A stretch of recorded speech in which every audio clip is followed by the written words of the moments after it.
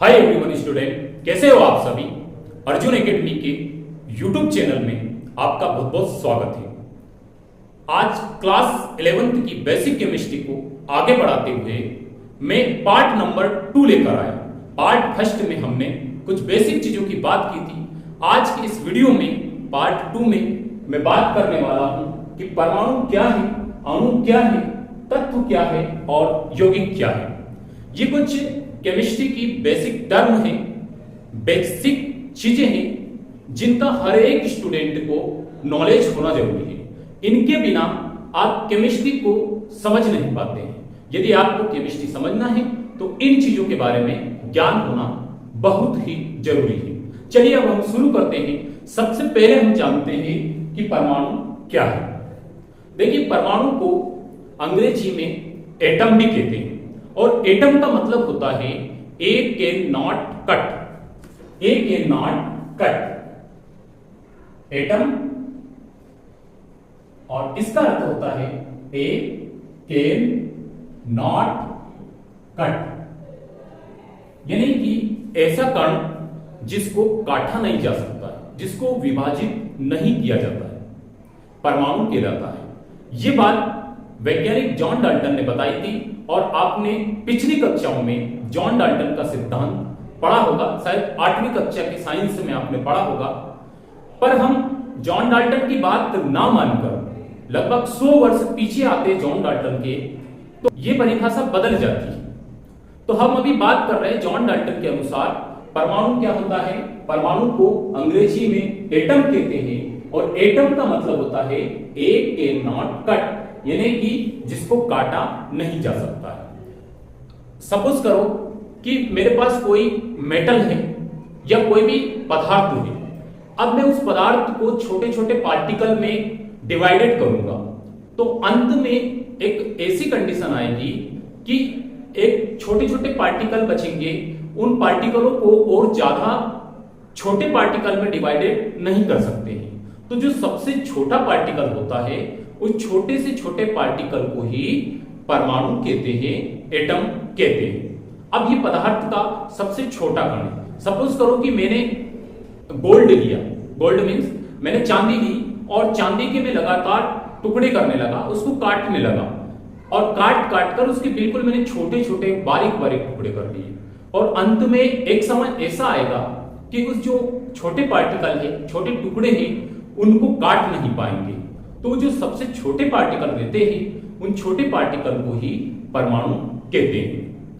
यदि मैं परमाणु को डिफाइन करना चाहूं, उसको परिभाषित करना चाहूं, तो परमाणु की परिभाषा इस प्रकार से दी जा सकती है कि परमाणु किसी पदार्थ का वहां छोटा से छोटा अविभाज्य कण है जो स्वतंत्र अवस्था में नहीं रह सकता है या नहीं पाया जा सकता है।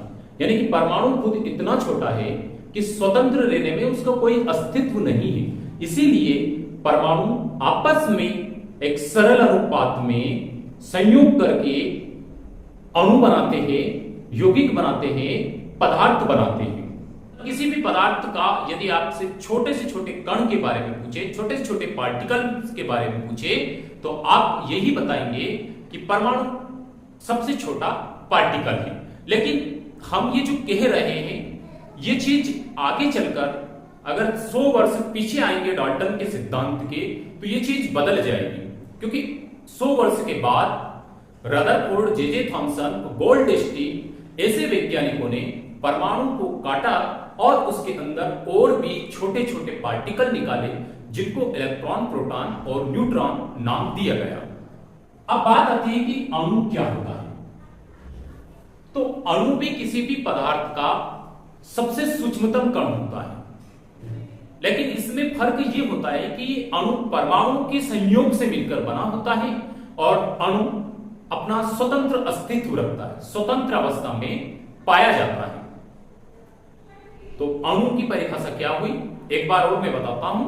अणु किसी पदार्थ का वह सूक्ष्मतम कण है जो स्वतंत्र अवस्था में पाया जाता है और परमाणु की संयोग से बनता है। जैसे परमाणु को एक संकेत से दर्शाते हैं जिसको तत्व भी कहते हैं, जैसे हाइड्रोजन परमाणु, लिथियम परमाणु को Li से दर्शाते हैं, सोडियम परमाणु को Na से दर्शाते हैं, कार्बन परमाणु को C से दर्शाते हैं, नाइट्रोजन को N से दर्शाते हैं, ऑक्सीजन को O से दर्शाते हैं।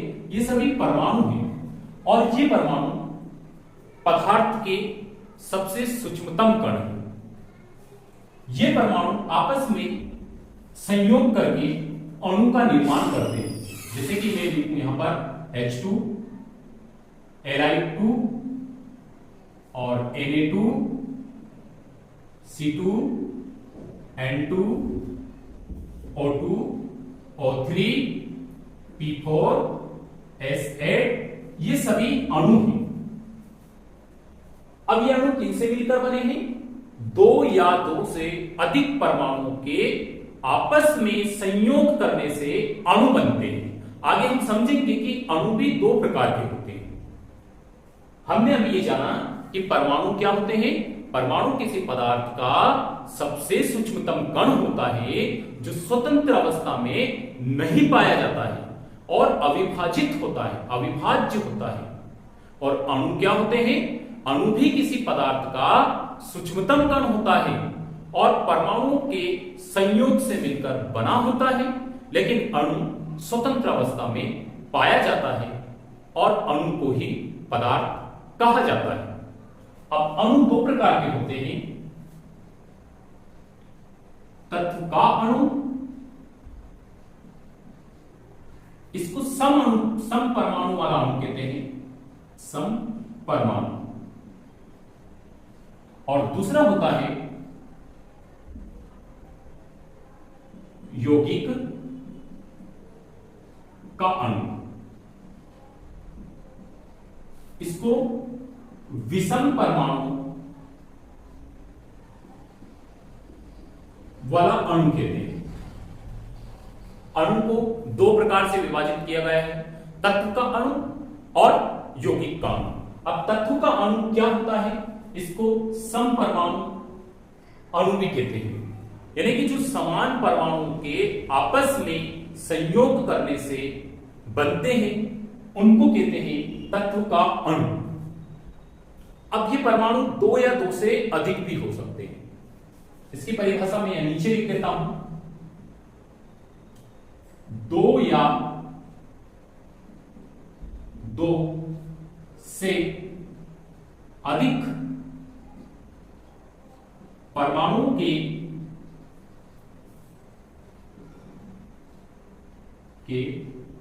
आपस में संयोग से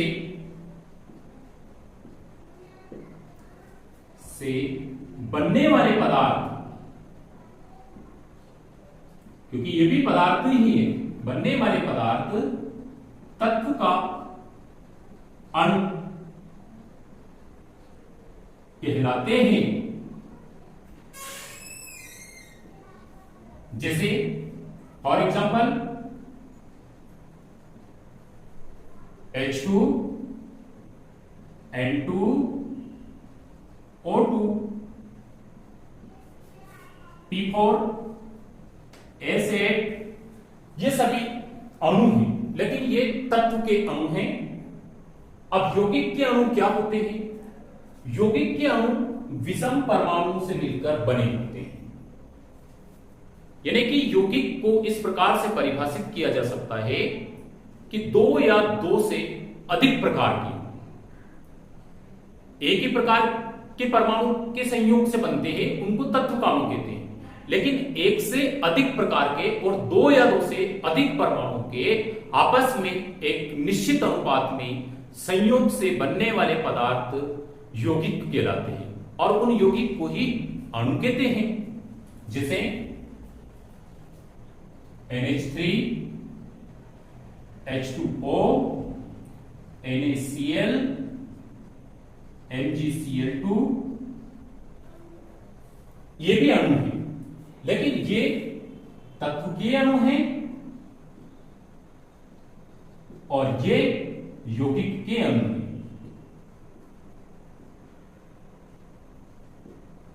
तत्व के अणु में एक ही प्रकार के दो या दो से अधिक परमाणु आपस में संयोग करके तत्व का अणु बनाते हैं, जबकि यौगिक के अणु में दो या दो से अधिक प्रकार के परमाणु आपस में एक निश्चित अनुपात में संयोग करके यौगिक के अणु बनाते हैं। जैसे कि यदि अमोनिया अणु में मैं नाइट्रोजन और हाइड्रोजन का अनुपात देखूं तो नाइट्रोजन और हाइड्रोजन का परमाणु का जो अनुपात है वो 1:3 है, और H2 में हाइड्रोजन और ऑक्सीजन तत्व का अनुपात है 2:1। वैसे ही NaCl में सोडियम और क्लोरीन का अनुपात है 1:1। तो यह हमेशा एक निश्चित अनुपात रहेगा, और निश्चित अनुपात में दो या दो से अधिक प्रकार के परमाणु आपस में एक सरल अनुपात में संयोग करते हैं और यौगिक बनाते हैं। तो ये है यौगिक के अणु। अब तत्व क्या होते हैं, तीसरा समझेंगे हम तत्व क्या होते हैं। तो तत्व भी किसी पदार्थ का सूक्ष्मतम कण होता है जो केवल एक ही प्रकार के परमाणु से मिलकर बना होता है, जबकि अणु दो या दो से अधिक परमाणुओं के संयोग से बनते हैं। जबकि अणु दो या दो से अधिक प्रकार के परमाणुओं के संयोग से मिलकर बनते हैं, और तत्व केवल एक ही प्रकार के परमाणु से मिलकर बने होते हैं। ये जो मैंने ऊपर लिखे हैं इनको ही परमाणु कहते हैं, और इन्हीं को तत्व कहते हैं।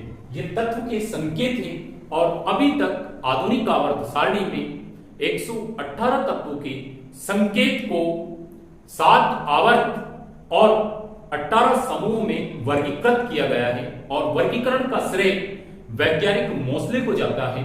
मोसले ने सन 1911 में इन तत्वों को अपनी आवर्त सारणी में 7 आवर्त और 18 समूह में विभाजित किया गया है, जिसको हम आवर्त सारणी कहते हैं। नेक्स्ट वीडियो में हम आवर्त सारणी के बारे में भी चर्चा करेंगे। अभी हम इस वीडियो में कुछ बेसिक टर्म सीख रहे हैं, बेसिक वर्ड सीख रहे हैं, जो कि केमिस्ट्री में कहीं ना कहीं आते ही हैं, और कहीं ना कहीं क्या हर जगह आपको देखने के लिए मिलता है। परमाणु, अणु, तत्व, यौगिक, ये शब्द आपको पूरी केमिस्ट्री में, आप जब से साइंस से चालू करते हैं तो जब तक भी आप केमिस्ट्री पढ़ोगे हर जगह आपको ये 4 शब्द दिखाई देंगे। ऐसा कोई भी क्लास का केमिस्ट्री नहीं होगा जहां पर आपको ये 4 शब्द दिखाई नहीं देते हैं। तो मैंने इनके 3 के बारे में आपको अच्छे से बता दिया है कि तत्व क्या होते हैं, अणु क्या होते हैं, परमाणु क्या होते हैं, और यौगिक भी हम समझ चुके हैं। यौगिक होते हैं नीचे वाले, जो दो या दो से अधिक प्रकार के परमाणु के एक निश्चित अनुपात में संयोग से बनते हैं। ये पदार्थ का शुद्ध रूप है। पदार्थ 2 रूपों में पाया जाता है। ये मैंने वीडियो नंबर 1 में बात की थी कि पदार्थ 2 रूपों में पाया जाता है। पदार्थ की एक शुद्ध अवस्था होती है और दूसरी अशुद्ध होती है। अशुद्ध अवस्था को मिश्रण कहते हैं।